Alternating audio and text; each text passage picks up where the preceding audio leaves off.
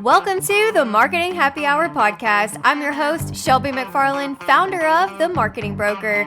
Join us as we dive into marketing tips, business insights, and creative strategies to help your brand stand out. Whether you're an entrepreneur or a marketing pro, grab your drink and let's make marketing fun and effective. This is the Marketing Happy Hour podcast. Let's get started. Hey y'all, what's up? Welcome back to your favorite podcast. I'm your host, Shelby McFarland, the marketing boss of America. I'm going to add that to my tagline now. Do you like that? I do. I kind of dig it. I am here today with my friend Leia. We met a few weeks ago, had one of my little speaking engagements here in Central Arkansas, and we immediately connected because we're both weirdos, and I love it. It's so great. Definitely. But Leia, tell us more about yourself and how weird you are. I would love to know weird more. I am? Yes. You got to get to know me to know how weird I am. I am an adult ADHD and executive function coach, and I work with a lot of entrepreneurs, oddly enough. That's not what I set out to do, but work more in the corporate arena because I have something in common with you. I was in marketing for 20 years. And I was diagnosed with ADHD at age 9, but like basically just given drugs and said, good luck. So didn't really know much about it. And I left corporate America in 2023 after getting not after, but upon getting diagnosed with the autoimmune disease and needed to de-stress and take a break. And I had wanted to be a coach for about 15 years and moved back to Arkansas from Chicago and thought that wasn't possible. But then when I didn't have anything to lose, I was like, well, we're going to try it. Hey. And it turns out a lot of people need an ADHD coach. So I wanted to talk to you today because a lot of my clients are entrepreneurs and they're at a point where they've either got to stop taking clients. Yep. Because they're over committing, or they've got to grow their business and start delegating some of these things that are really scary to let go of. And so I know that you've been through this process, so I really wanted to kind of get your perspective on it and kind of start from before you had help and had a team and kind of go from there and talk about like your stressors in that and maybe even hiring, firing, and that kind of stuff. That's the hard part, the firing part. Yeah. And also hiring. Yes. Yes. Well, and that's the big hiccup for a lot of my clients. Are like, well, I don't know if we're going to get along. And right. You're not going to know till you know. There's that answer. But I'll start from the beginning. So I started this business 10 years ago. I was 22 years old and not even mature enough to even like have my own apartment. But I did. It's crazy. But yeah. So people trusted me with their marketing. Again, crazy. Wow. Okay. I did my stuff by myself for 2 years. So I just really flew by the seat of my pants. I was like making it up. I didn't know how much to charge. I didn't really know what I was doing. Social media was kind of ish new for businesses. So I was like really trying to figure all that out. But Chelsea was my very first hire and she's been with me for 8 years. So 2 years in, I ended up putting out an ad. I think I was on Indeed or something like that. And she was like, hey, looking for like remote work because that is something. Now you are going to know I have ADHD because here we go. Side story. I love that my employees work hybrid because I don't necessarily want to see them every day. They don't want to see me every day. Maddie's laughing in the background right now. They know how I feel, okay? It's no judgment around here. But it's also like really nice because they can go on trips. I can go on trips. Like if I know that our work is getting done and that's what matters to me. And those are the standards that I set. So we'll go back to that. But when I hired Chelsea, she really needed somebody or something extra. She was already kind of doing social media management. I was like, well, I have very small client base. I can pay you per client. So we like started our working relationship and she is a 1099 contractor, which is different, of course, than W-2s, right? So I started off a little bit easier knowing that, okay, I'm giving her a task. She has to figure out how to do it. Like, hey, these are the standards I've set for my clients. I need you to complete that, so that was pretty easy. We've had a great relationship for 8 years. It's worked out really awesome. She's been with me through the ebbs and flows. I mean, we've been fired by 6 people in 1 week before, and that literally was like 2 months ago. But, then we've also had 6 people hire us in 1 week, so it's just like we've been through all of the growing pains of my business over 10 years. And I really think that that was a huge help for me, because talking about delegation, she does the content creation. I do the sales, she does content creation. I'm great at selling. I can be good at content creation, not my passion. That's not what I was skilled at, I guess, or given the gift of, right? I can sell a freaking blind man a TV though.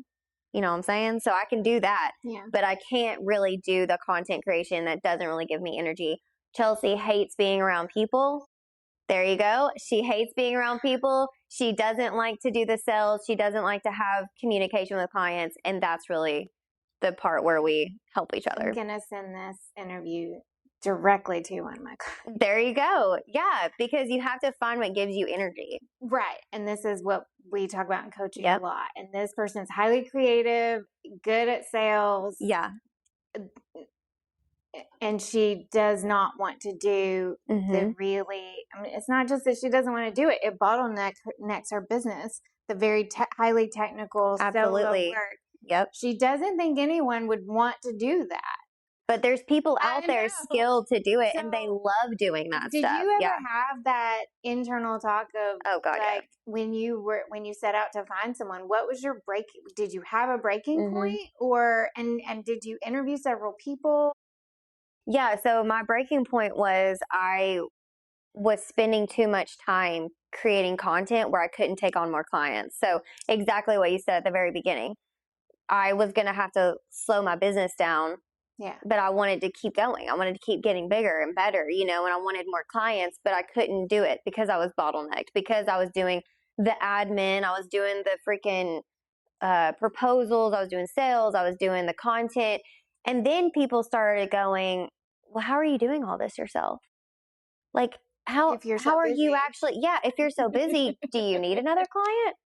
If I even get asked that now, and people know I have people that work for me, and that's very frustrating. I'm like, bro, just because it looks like I'm busy doesn't mean we don't have the capacity for you. If we don't have the capacity for you, guess what? I have a process that works, and I just duplicate that person. Yeah. If Chelsea gets tabbed out, which would be very impossible, she's incredible what she does. If she gets tabbed out, we already have a process in place where we're going to have someone underneath her, and she can train them up and give them tasks that she doesn't want to do. There you go. Yeah. So you've created that kind of an SOP. Absolutely. And did you do that first, or did you? Oh God, no. No. Because that's another thing they get hung up with is I have to know exactly what they're going to do. Mm-hmm. Well, no, because you're just going to meet someone. You're going to know if your energies match. You're going to have to, neurodivergent people are really good at having that sense. Absolutely. You're going to have to trust the sense, which is what it sounds like you've done. Yeah. And I'll tell you, a huge failure I had right after that was I was watching I've told this story on this podcast before, but I've watched my competitor so hard, and I saw that they hired 5 people, and I was like, well, I have to have 5 people. So where are my 4 other people? And I'm out here searching. I'm like, okay, you're the blogger, you're the content creator, you're the admin assistant, you're this. And then a month into it was like, wait, what exactly was everyone doing again? And why did I need this many people? And it was just a huge backpedal. I hired 5 or 4 people on top of Chelsea already. And then I was like, sorry, guys, this isn't going to work out. As a status symbol. Absolutely. Yeah. It was 100% a status symbol. And it didn't do anything for my business. And that's when I hired my business coach, because I was like, I don't know what the hell I'm doing. Obviously, I'm just trying to keep up with people that we're not even the same type of leader. We're not the same. We do the same services, but we don't have the same type of clientele, the same business. We don't have the same business model. And so I was just trying to find something that was working for someone else rather than figuring out what works for me. Less is more. Absolutely. And ever since then, COVID was the next year or the year after that. And then I was okay, I had my baby. So then I was like, okay, I think I'm ready to start building a little bit more, hiring someone. And I put more thought into it at that time. I was like, what do I not like to do? So I've got content creation taken care of. Money, y'all. I hate dealing with money. Y'all know I hate dealing with money. The only thing I like to do is make it and spend it. That's it. I don't know a single neurodivergent person who Oh. likes to deal with money. It's literally the worst. Like, I don't even check my bank account every day. It's probably a bad habit. I do not recommend that. You should probably check your bank account every day just in case. But don't let the bank call you and go, you are in the negative. Well, I don't know why. Well, so-and-so took out like 10 grand. Yeah, that's spam. I'm going to need you to, I'm Yeah. like, okay, cool. Oh, I have alerts. I'm very. Yeah. Yeah, I should probably do that. But anyways, I knew that was the next thing I needed to take care of, right? So I had all this business. I had services. I have multiple services, and so I hired a bookkeeper 2 years ago. Honestly, second to Chelsea, best thing I've ever done, because he went through my entire books and told me, this is what you're making money at. This is what you're not making money at. Why do you do this? And I'm like, that's a great question. I guess because I like it. Because you didn't know, because you weren't tracking your testing. Exactly. And so he was like, if you do photography, which this was a big one, he was like, if you do branding photography, you have to triple your price if you're going to make money at it. Okay, bet. I tripled my price. And we're sitting in a studio right now because I tripled my price 2 years ago for photography because I wasn't valuing myself correctly. But he was able to see your books are not doing well because you're not charging enough. You're more valuable than that. And why would you do something you're going to lose money at? Right? So it's either stop doing a thing you really like doing. Yes. Or figure out a way to do it and get charge more money for it. Exactly. So, and that's another thing clients struggle with too, is valuing themselves enough to raise their prices. This is a conversation we have a lot. Yes. Yes. So much. Yes. And it seems like the way you talk about it was like, oh, it's a no-brainer. Here's a number. Here's the other number. And this is not working. Yeah. There was no internal struggle about, absolutely. Like, of course fear there was. that you were going to lose clients because of it, or absolutely. And I'm going through an increase right now in pricing. And I have about 6 clients that I need to increase their pricing. And it's not a pretty number. It's not going to be one that they're like, let's go, girl. It's going to be like, what are you talking about?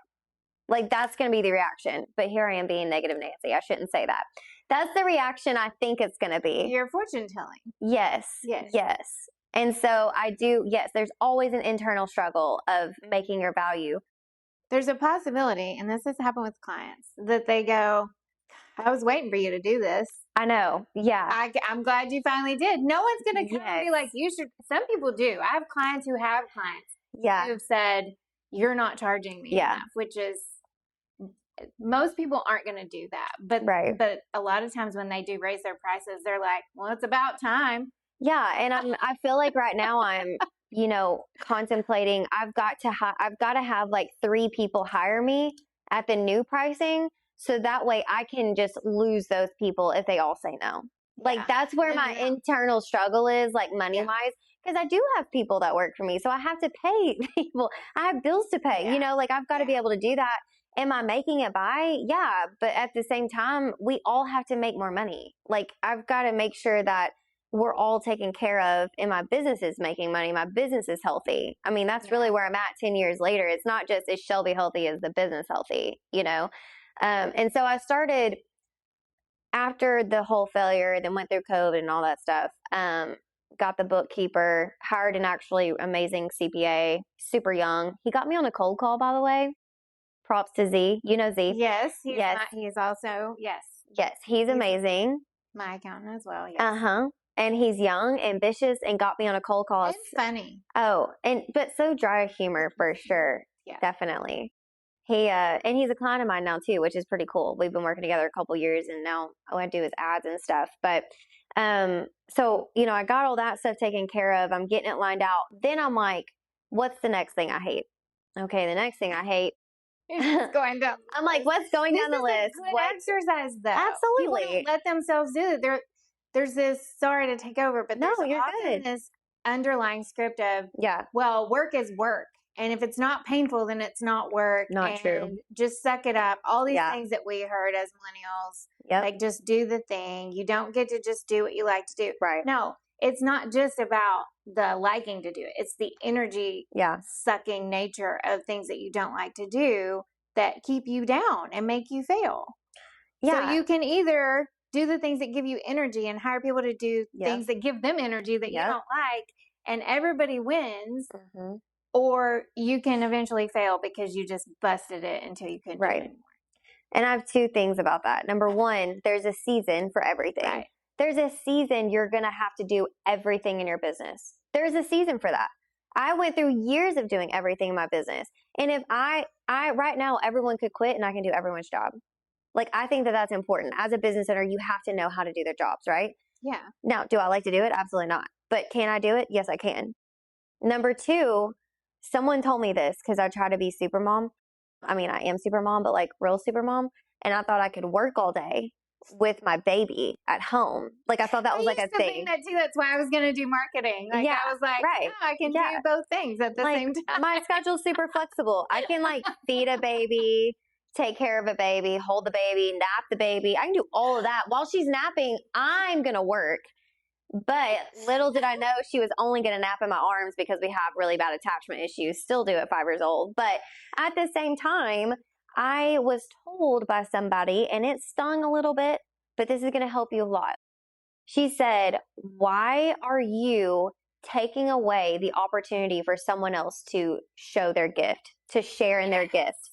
I'm so glad you brought this up. Yeah, because she goes, you need to put her into Mother's Day out, daycare, whatever, because that is their calling, and you are not allowing them to bless your child with their calling. And I was like, I'm the worst mom ever. And that works across everything. Yeah. And socialization for kids is, and absolutely. We could get on a whole other podcast on this, but yeah.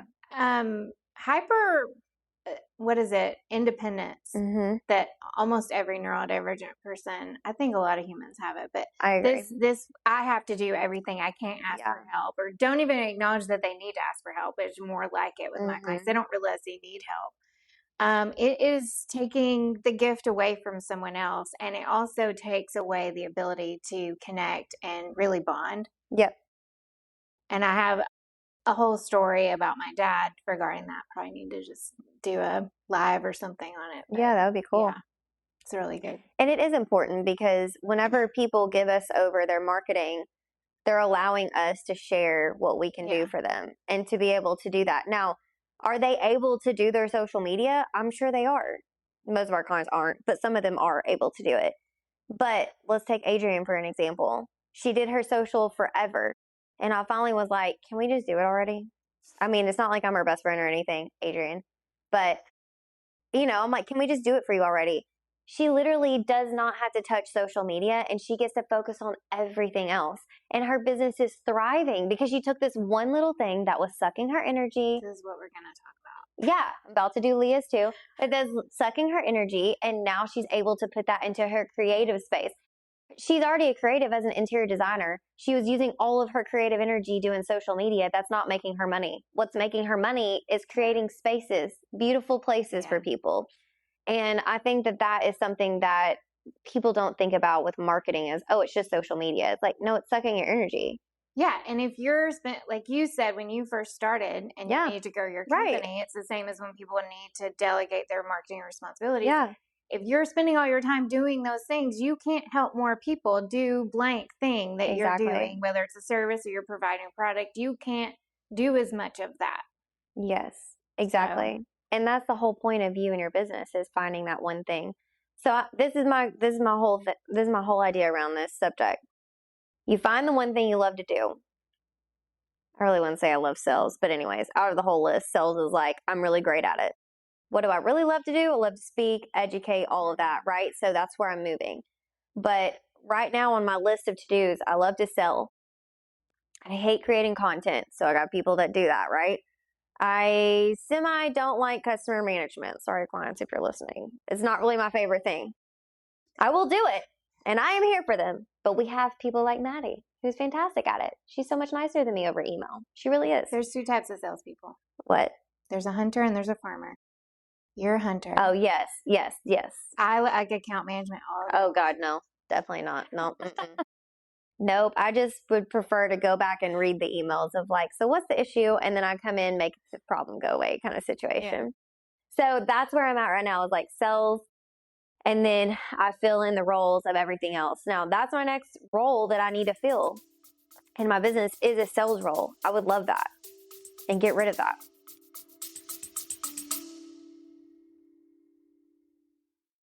Marketing doesn't have to be complicated. It just needs heart and hustle. My book, Market Like a Boss, gives you real strategies to grow your business, your brand, and your confidence without the overwhelm. Market Like a Boss is now available at shelbysmarketingbook.com.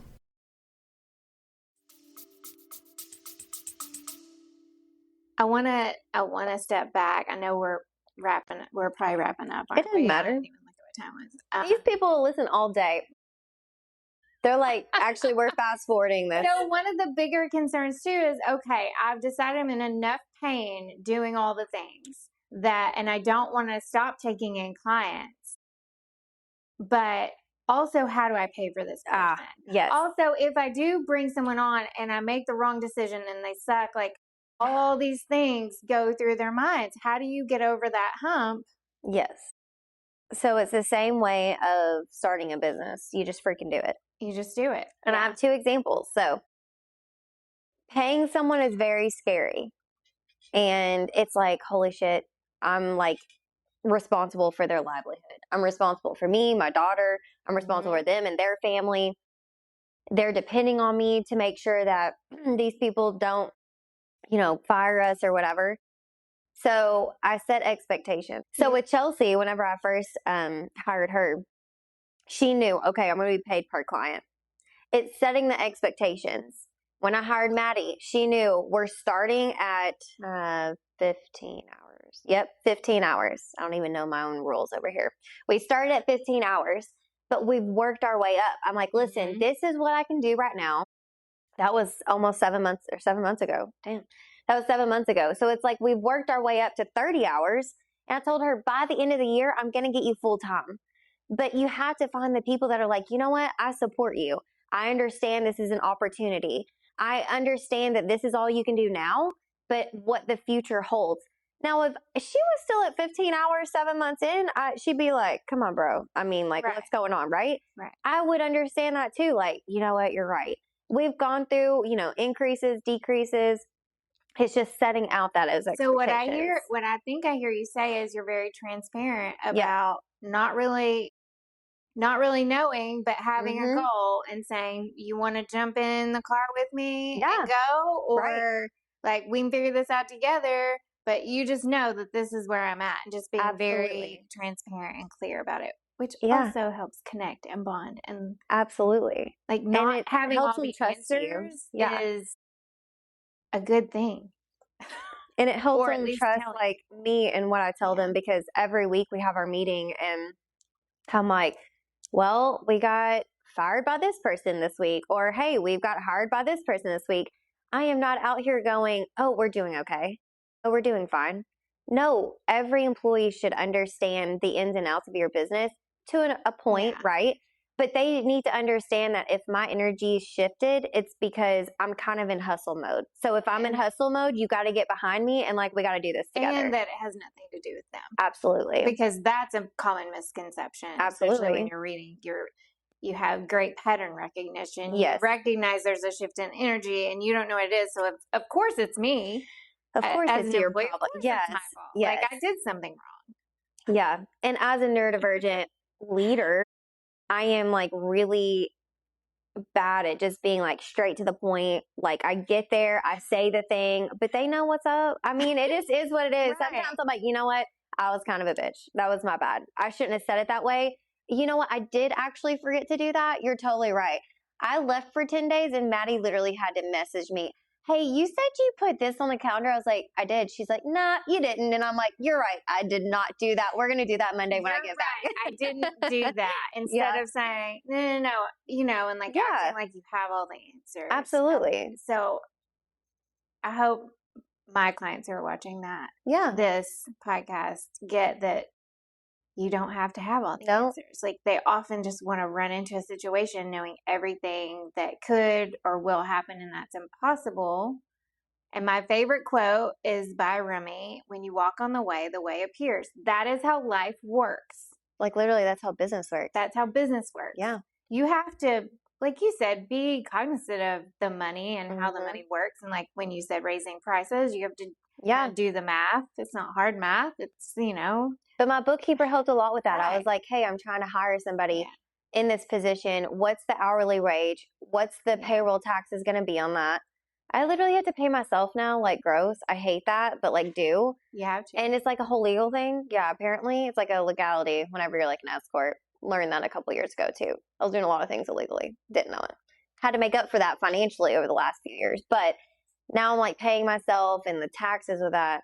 Y'all, it ain't cheap to hire people. So you have to be able to be willing to invest in that person. But that's where 1099 is key. And Yes. that's kind of a try before you buy situation, right? I mean, and I think it's As almost long like as- dating too. Well, I mean, true. Yeah. You get a feel for each other, and if it's Yeah. gonna work out, yes, it's scary to think that it wouldn't, but how great would it be if it did? Yeah. And I'll share a very close experience I just had, like in timeline wise here. And I hired someone in February, was supposed to be sales, really trained, really tried. She was super excited about it. I was excited about it. She's a fantastic person, great hard worker. But it just over the course of 6 months has kind of morphed into something that she was wanting something different than what I could provide for her. Like she wanted a more creative role. I didn't have that open. Like, this is where I really needed you. This is where you're wanting. I will gladly write you a recommendation to somebody else, and it was so hard because I felt like I had failed as a leader because I'm trying to invest, and I'm that way in like relationships. Like, I will hold on to a freaking relationship probably way past its time because I'm like, bro, I am so invested in this. And when you're financially invested, your energy invested, time invested into someone, I don't want to see her fail ever. And I felt like I was not doing enough. And that's just me as a person. So there's lots of different leaders out there that could give two shits about their people, which not a great leader, but it is a concern that you take someone on and it doesn't work out, and then you feel like a failure. Absolutely. And I think it's okay that I felt like a failure because it means I'm not like a cold-hearted bitch that I thought I was. So that's really great. Yeah. But also at the same time, I had to be like, okay, this is not working out, and like, what resources can I give her? What connections can I give her moving forward so that way she can thrive in the area that she's wanting? And often and this happened too, you think that this person doesn't know it's coming. Right. Yes. I was like so nervous. Dude, she knows. I was so nervous. And if she's listening, heart you. Yes. Love her. She's amazing. And often they might even it was a great conversation. Yes, it was a great conversation. They just want you to bring it up because it's hard and they don't want to be the one totally to bring get it up. And I've been in this situation as the employee many times. Yeah. And I was like, man, can they just fire me already? I know. And yes. That's so true. And I'm such an avoidant. Like, that's my attachment style. And so it's like real bad. Like, I'm like, okay, sure. Yeah, I'll avoid that. That's not a great thing, by the way. And also when you're hiring, another great key point is to check out their Enneagrams. And if you don't know anything about Enneagrams, you're a terrible person. No, just kidding. You're not. But learn about Enneagrams and your personalities. That way you can hire based off of your personality.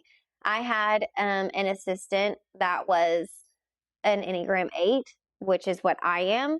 No. That's not good. That's not good. We don't need that. No, I need a people pleaser. I need someone that says you're right, but also you're wrong at the right times. Like, not like all the time, we don't need to like butt heads. But that's what I need to like help me in my business. Someone that just takes initiative, someone that really understands they can lead in their own role, personality wise, and not have a problem with, okay, this is what needs to be done, and I'm going to create that process to get there, So I think personality works out too. But I think Enneagram could be helpful. I have another associate that uses Working Genius, which I haven't never heard of into, but it gets. And there's all kinds of different things you can use, like the disc or whatever too. But yeah, definitely. Yeah, my ex corporate job, my boss and I were like the same person. It was not. Yeah, it's not good. But she didn't want to admit that she was neurodivergent, which is a problem. Yeah, definitely. I like to tell people I'm a train 8. Like, I'm a very strong person, but I can also compliment you if I need to. Yeah.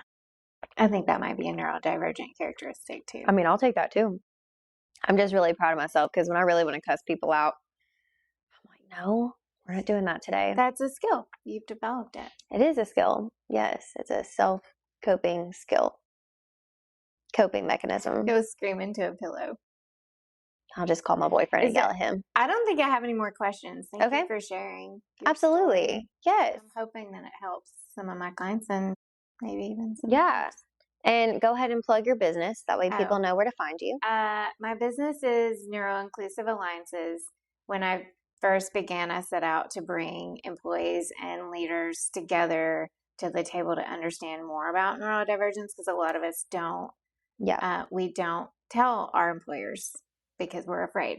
And I never actually made it through that process. So I'm not one that could necessarily help you do that, but I help you work better in the space that you're in. Yeah. But I like to do workshops with whole teams and leaders on, I hate the word time management, but that's what you have to use. It is time management. The way I do it.